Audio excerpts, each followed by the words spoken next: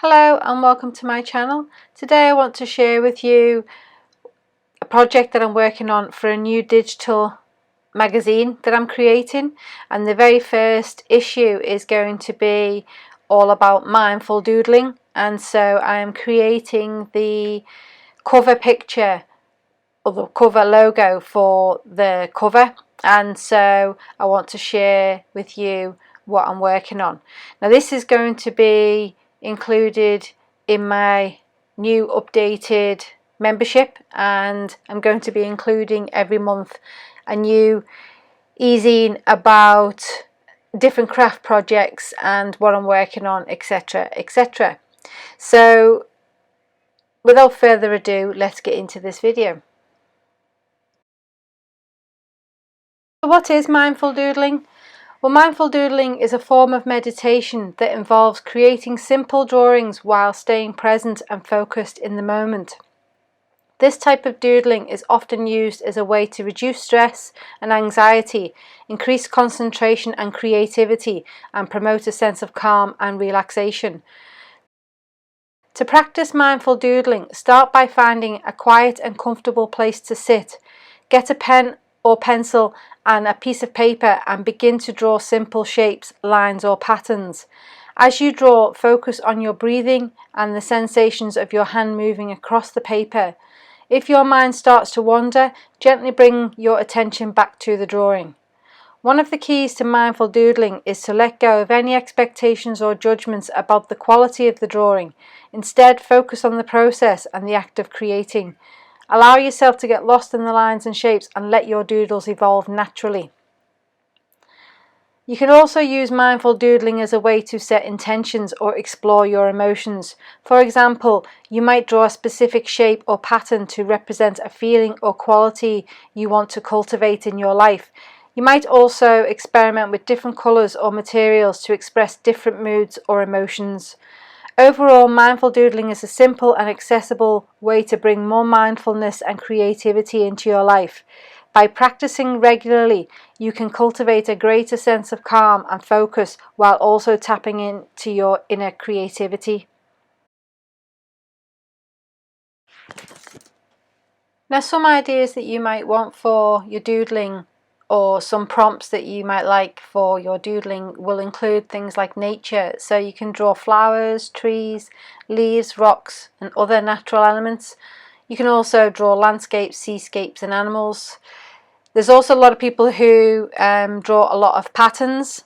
So you probably heard of zentangle, and there's many patterns involved with the zentangling. So you can doodle intricate patterns such as mandalas, paisleys or geometrical shapes. There's also textures that you could do, things like wood, metal, fabric or water. And you could perhaps draw some characters, so draw some cartoons, caricatures or portraits of people you know, famous figures or fictional characters. And you can also use the doodling with the typography. So just like I've done here, I printed off a faint outline of the text for the front cover of this new digital magazine, and then I've printed it onto some photo paper which has got a nice glossy finish. So using the pens on here, we don't get any bleeding or any issues with the pen. We get nice sharp lines drawing on the photo paper. So but you can do like I'm doing here, so you can draw around different fonts. You can master some new calligraphy styles, and you can also create your own fonts using the pens. So other things that you can incorporate is things like sketching everyday objects such as coffee cups, bicycles, books or musical instruments. And you can also do some abstract drawings. So the background that I'm doing for this is, although it does have some botanical feel and some leaves and nature, I have drawn some other wiggly lines, but nothing that's really looks too realistic, but it's got that feel of nature. And you can also draw things like food, fruits and desserts. So what are the other things that you can doodle on? So you can doodle on a variety of different surfaces. So obviously I'm using the doodles on some paper here, but I'm also going to be drawing the doodles on some ceramic products. So I've bought some DIY ceramic pots and coasters and dishes, which I'm going to do this doodling on. So I'm practicing on the paper first, and then I'm going to add those to the ceramic pots later on. Now these will be incorporated in the new course that I'm working on my membership site, so details will be coming for that soon. I will put a link in the description for the updated membership site, and here once a month I will also be sharing the new digital magazine. And like I say, the first magazine, the first issue, is going to be focusing on doodles and zentangles and the likes. So other things that you can do your doodling on is fabric or paper lampshades. Now these will make a nice addition if you want to upcycle a lampshade. You can also do it obviously on canvas, and then you can create your doodles on there, or canvas board. You can also do them on clothing or fabric. So I've seen people who have drawn on shoes and some canvas style shoes, so you can give these pieces a new lease of life. And I've also seen where people have done doodles on walls, wallpaper, and even furniture. So what can you do with your doodles after you've created them? Well, you could start by creating a sketchbook of all your doodles, so you can use it a little bit like a journal. So you could journal what you're doing and then mindfully create doodles to express how you're feeling at the moment. And by doodling in a sketchbook, you can then look back over and see how you've evolved over time. You can also share them online via social media, or on YouTube like I'm doing here, so you could film what you're doing and then share it. You could also cut them out and rearrange them into a collage, frame that, and make a nice unique piece for your wall. You can also turn them into stickers, so you could scan them in and then turn those into stickers and decorate notebooks, laptops, and your phone case. You could actually also, if you were feeling brave enough, draw directly onto your laptop or phone case, but I would double check to see which pens or markers would work best for those. You could also create a colouring book. You could create your own colouring book and upload it to Amazon KDP. There's lots of people selling adult colouring books on Amazon and making quite a considerable amount of money. So if you've got the time or the inclination, you could actually pull it together and create your own book. You could also do colouring pages and sell them via Etsy. There's lots of people who are downloading those. Or even if you just wanted to create colouring pages and give them away to friends and family, like their children. And if it's quite intricate, a lot of adults do actually like colouring books and pages. So it could be that if you're a member of a group or something, you could create a collective of doodles and then swap them to colour them in. And remember, your doodles are unique to you, and there are many ways to showcase them within the world. So a little bit more about zentangle. So zentangle is a method of creating intricate abstract drawings through a structured process of repeating patterns and designs. It was developed by Rick Roberts and Maria Thomas in the early 2000s as a way to help people relax, focus, and access their creativity. The basic idea behind the zentangle is to draw small repetitive patterns within defined borders using only black ink on white paper. The patterns are typically non-representational and are often inspired by nature or architecture. The zentangle process emphasizes mindfulness, deliberate focus, and non-judgmental observation of one's thoughts and feelings. It is often used as a form of meditation or stress relief, as the repetitive nature of the drawing process can be soothing and calming.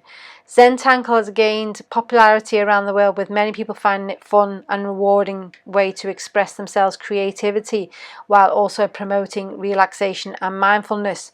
Now, I just would like to point out that unless you have been trained as a teacher of Zentangle, you can't teach this process yourself. You have to go onto their website and be part of the teaching program to then be able to teach it to other people. So I will leave a link in the description below if this is something that you want to do. Now, if you are using the sort of designs as inspiration, then you can say that it's zentangle inspired art. Now, for me, I don't like to copy what other people are doing. I'm very mindful of that, of being very careful not to breach copyright on things. So I would never say that what I was doing zentangle, and that's why I'm saying I am doing mindful doodles. So I am being purposeful about the doodles and not just doing what regular doodles are, where you might be on the phone and you will then just doodle on a bit of paper. Now that you're not thinking about what you're doing there, and you can come up with all sorts of things without realizing it. But with the mindfulness, you're actually purposely drawing the lines and getting some kind of pattern going with that. So if you are interested also in printing your doodles onto products, so there's many things that you can do here. So you could upload your products to places like Redbubble, Cafe Press or Zazzle and have your doodles printed onto coasters, mugs and the likes. You could also do what I'm going to do, where I'm going to be drawing directly onto some ceramics and what have you.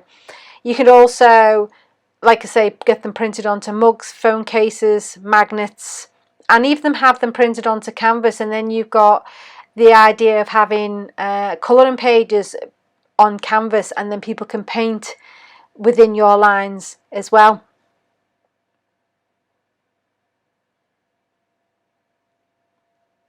You could also make greetings cards with your doodles. So again, you could scan them and get them printed. I've had some greetings cards printed via Vistaprint.